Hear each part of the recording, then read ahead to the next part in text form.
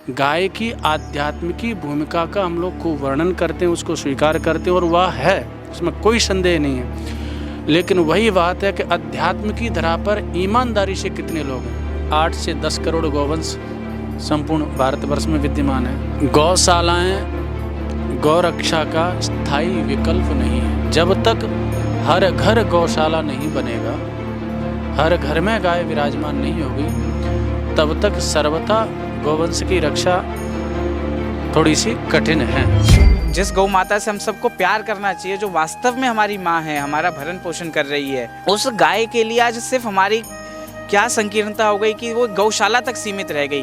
गाय का अर्थ हो गया कि नगर बस्ती में जहाँ गौशाला है बस वहाँ चारा डाल दो, गुड़ डाल दो, बस इतने ही हमारी गौ सेवा है और इतना ही हमारा गौ माता से जुड़ाव है।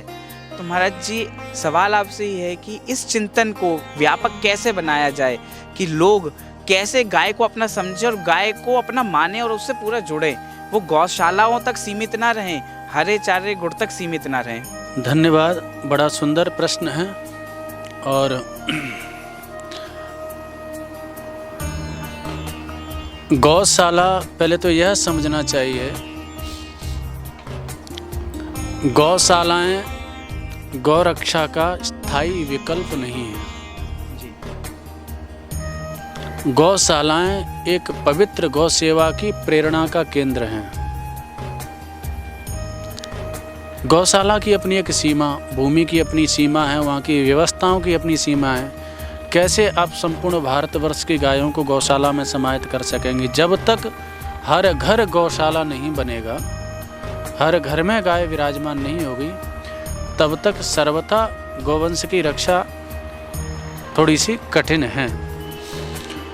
और इसके लिए आवश्यक है कि गौ महात्म्य का प्रकाश प्रत्येक व्यक्ति के चित्त में हो। उसमें केवल इतने से कार्य नहीं चलेगा कि एक डलिया चारा लिया, गाय को डाल दिया और बस ये। इसके लिए आवश्यक है कि गौ माता की सेवा का पवित्र संकल्प व्यक्ति मात्र ले,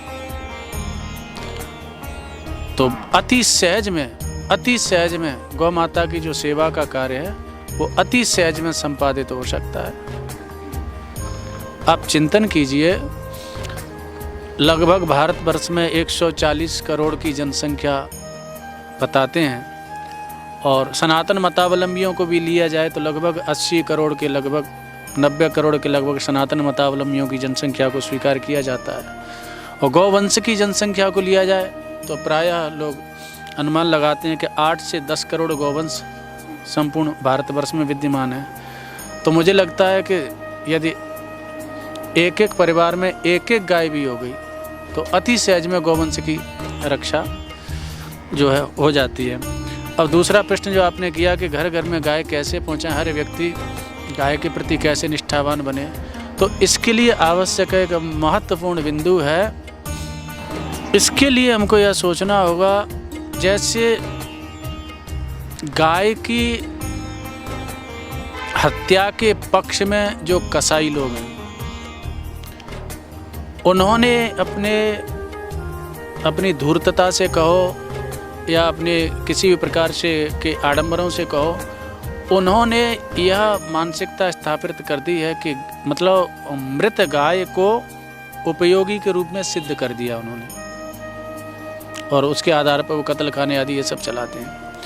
अब इसके स्थान पर हम सनातनियों का यह दायित्व है, केवल गौ माता की जय हो से कार्य नहीं चलेगा, गौ माता की रक्षा हो केवल नारों से कार्य नहीं चलेगा। उन जो गौ हत्या के पक्षधर, चाहे परोक्ष रूप से चाहे प्रत्यक्ष रूप से, चाहे राजनीतिक दल हों, चाहे आर्थिक जो व्यवसायी लोग हों जिनकी ऐसी मान्यता है, उनके सामने हमको गौ माता की जो साक्षात विराजमान गौ माता है उसके महात्म्य को प्रकाशित करना पड़ेगा कि मृत गौ माता की अपेक्षा जो जीवित गौ माता है उससे कितना लाभ लोगों को, तो उस लाभ को हम लोगों के सामने रखना पड़ेगा। पहला बिंदु ये है। दूसरा बिंदु ये है कि आध्यात्मिक भूमिका एक तरफ, उसका अपना स्वरूप है, लेकिन अध्यात्म के प्रति उतनी निष्ठा रखने वाले लोग गिने चुने होते हैं। सर्वे देवा गवाम अंगे, यह सूत्र आपने बोल दिया। अब व्यवहार जगत में जो रहने वाले लोग हैं वो अपना क्या, वो वो उसको यही समझें कि ये तो सर्वे देवा गवामंगे, यानी साधुओं का है, ब्राह्मणों के मतलब का विषय हो गया, हमारा कोई मतलब नहीं। इसका एक उदाहरण बताऊं, सटीक उदाहरण। आज से 50 साल पहले, 30 साल पहले ऐसा नहीं कि योग नहीं था, योग था, लेकिन योग केवल आश्रमों तक, गुफाओं तक, वहाँ तक सीमित था। योग की परिभाषाएं जो शास्त्रोक्त हैं वो पढ़ी जाती हैं, वो कही जाती हैं, वो उचित वो कही जाती हैं, वो सटीक हैं कि योगश चित्त वृत्ति निरोधा, योग चित्त की वृत्तियों का निरोध करता है। ये योग की परिभाषा हमने बताई। यह परिभाषा हमने बताई तो इसको सुन करके जो सामान्य जनमानस है, जो व्यवहार की धरा पर जी रहा है, शरीर की धरा पर जी रहा है, अब शरीर से अंदर और इंद्रियां, इंद्रियों से आगे मन, मन से आगे बुद्धि, चित्त आदि है।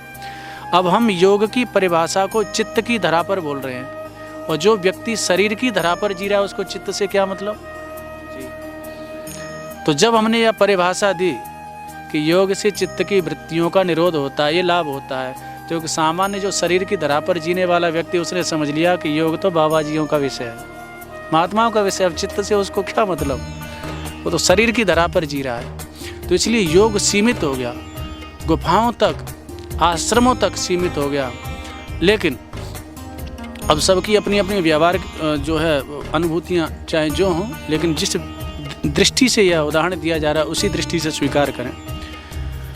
पूज्य रामदेव बाबा जी महाराज आते हैं और उन्होंने यह दृश्य देखा, और उन्होंने योग को जब लेकर के प्रचार प्रसार किया, और उन्होंने कहा कि केवल चित्त की वृत्तियों का ही निरोध नहीं करता है, ये डायबिटीज का भी निरोध करता है, हाँ, ये अनेक प्रकार की शरीर में होने वाली बीमारियों का भी निरोध करता है, बाल सफ़ेद हो गए तो बालों को काला भी कर देता है, चेहरे पर झुर्रियाँ पड़ गई हैं तो वो झुर्रियाँ भी हट जाती हैं, और अनेक प्रकार से उन्होंने शरीर की धरा पर योग की उपयोगिता बताई। जब शरीर की धरा पर योग की उपयोगिता बताई तो प्रायः 90% जनमानस शरीर की धरा पर जी रहा है। हाँ, कपालभाति करने से ये लाभ होता है, अमुक प्राणायाम से ये लाभ होता है। तो आज आप देखेंगे कि घर घर में योग पहुंच गया। सुबह सुबह पार्कों में जा कर के देखेंगे बड़े बड़े लोग मोटा मोटा पेट हिलाते हुए मिल जाएंगे और योग करते हुए मिल जाएंगे। घर घर योग पहुंचा दिया। इसी प्रकार से मध्य में यद्यपि ऐसा लगा हुआ कि प्रसंगांतर हुआ है, लेकिन जो मेरा कहने का तात्पर्य है, गाय की आध्यात्मिकी भूमिका का हम लोग को वर्णन करते हैं, उसको स्वीकार करते हैं, और वह है, उसमें कोई संदेह नहीं है। लेकिन वही बात है कि अध्यात्म की धरा पर ईमानदारी से कितने लोग हैं? प्रायः शरीर की धरा पर है और व्यवहार की धरा पर है। तो गाय की जो दिव्य व्यवहार की भूमिका है, व्यवहार की धरा पर जो गाय की उपयोगिता है, उसको हम लोगों को समाज के समक्ष स्थापित करना पड़ेगा, जनमानस में स्थापित करना पड़ेगा। तब लोगों के चित्त में यह बात बैठेगी कि हमारे व्यवहारिक जीवन में भी गाय की इतनी उपादेयता है। गाय की महिमा को स्वीकार करेंगे, घर घर गाय को बांधेंगे, गाय का दूध पिएंगे, गाय का घी खाएंगे। और तो उसके लिए आवश्यक है ऐसे व्यक्तित्व सामने आए जो आधुनिक ज्ञान विज्ञान से भी संपन्न हो और आध्यात्मिक ज्ञान विज्ञान से भी संपन्न हो, और फिर वह व्यक्तित्व समन्वय करके इस बात को प्रस्तुत करे। और यदि ऐसा नहीं भी है तो परस्परम भावयन्तः, आधुनिक ज्ञान विज्ञान से संपन्न जो व्यक्तित्व है वो आध्यात्मिक ज्ञान विज्ञान से संपन्न जो व्यक्तित्व, हम मिल करके ऐसा प्रयत्न प्रारंभ करें और गौ माता की व्यवहार की उपादेयता को समाज में स्थापित करें, तो निश्चित समाज इसको स्वीकार करेगा। हर घर में गाय होगी, हर व्यक्ति जो गाय की महिमा को स्वीकार करेगा और सहज में गौरक्षा का प्रकल्प स्थापित होगा।